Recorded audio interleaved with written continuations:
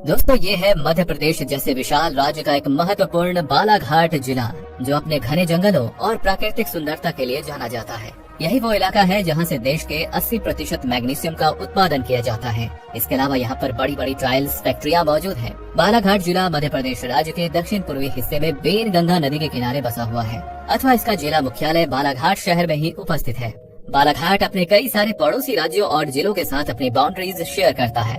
इसके उत्तर में मंडला जिला, पश्चिम में सिवानी जिला, पूर्व में छत्तीसगढ़ राज्य और दक्षिण में महाराष्ट्र राज्य की सीमाएं सटी हुई हैं। यदि मध्य प्रदेश की सड़कों पर चलते हुए ज्यादातर MP 50 नंबर प्लेट वाली गाड़ियां दिख जाएं, तो समझ जाइए कि आप MP के खूबसूरत शहर बालाघाट में प्रवेश कर चुके हैं। इसके इतिहास पर नजर डालें तो बालाघाट जिला अपने देवघर गोंड साम्राज्य का हिस्सा हुआ करता था, जो साल 1743 में नागपुर के मराठाओं के अधीन आ गया था। लेकिन कुछ समय बाद अंग्रेज सरकार ने अपने शासन के दौरान मंडला, भंडारा और सिवानी जिले के कुछ हिस्सों को मिलाकर इस जिले का गठन किया। हालांकि प्राचीन बालाघाट का वर्णन महाभारत और कई सनातन दंत कथाओं में भी मिलता है।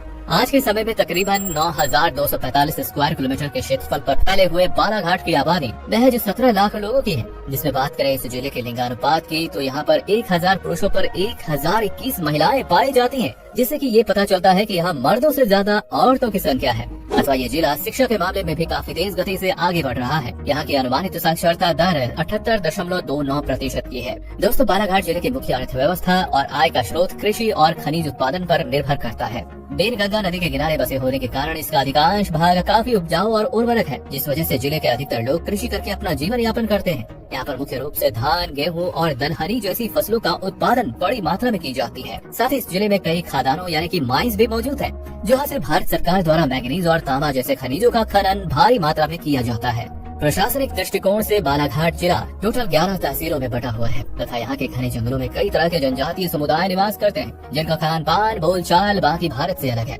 वही खान पान की बात की जाए तो यदि आप कभी बालाघाट की शहर पर आते हैं तो यहाँ के पालक पूरी, लौंग लतिका और स्वादिष्ट कलाकंद मिठाई जरूर ट्राई करें। आवागमन के दृष्टिकोण से बालाघाट जिला सड़क मार्ग और रेलवे मार्ग से अच्छी तरह से जुड़ा हुआ है। बालाघाट जिले का मुख्य रेलवे स्टेशन का नाम बालाघाट जंक्शन है, जो अपने रेल मार्ग के जरिए देश के बड़े बड़े शहरों से जुड़ा हुआ है। ये railway station Jabalpur Balaghat Gondia railway line पर स्थित है तथा इसमें टोटल 3 बड़े प्लेटफॉर्म मौजूद हैं। बालाघाट से होकर नेशनल हाईवे संख्या 543 और नेशनल हाईवे संख्या 26 गुजरती हैं। इसके अलावा बालाघाट से कई बस सेवाएं भी संचालित की जाती हैं, जिनकी सहायता से देश के कई राज्यों और जिलों तक जाया जा सकता है। और दोस्तों, अब आखिरी में जान लेते हैं बालाघाट जिले के कुछ मुख्य पर्यटन स्थलों के बारे में। तो पहले नंबर पर है कान्हा राष्ट्रीय उद्यान। बालाघाट जिले में स्थित कान्हा राष्ट्रीय उद्यान मध्य प्रदेश के सबसे महत्वपूर्ण पर्यटन स्थलों में से एक है। कान्हा पार्क न सिर्फ भारत में अपितु विश्व पटल पर अपनी अलग पहचान रखता है। ये मध्य प्रदेश का सबसे बड़ा राष्ट्रीय उद्यान भी है, जहाँ पर आप अलग अलग तरह के वन्य जीवों को देख सकते हैं। दूसरे नंबर पर है लांजी का किला। बालाघाट से लगभग 55 किलोमीटर दूर लांजी नामक स्थान पर बसा ये प्राचीन किला बालाघाट के महत्वपूर्ण पर्यटन स्थलों में से एक है। इस किले का निर्माण 12वीं शताब्दी में गोंड राजाओं ने करवाया था। ये ऊंची ऊंची मजबूत दीवारों से घिरा है, जो दिखने में काफी भव्य लगता है।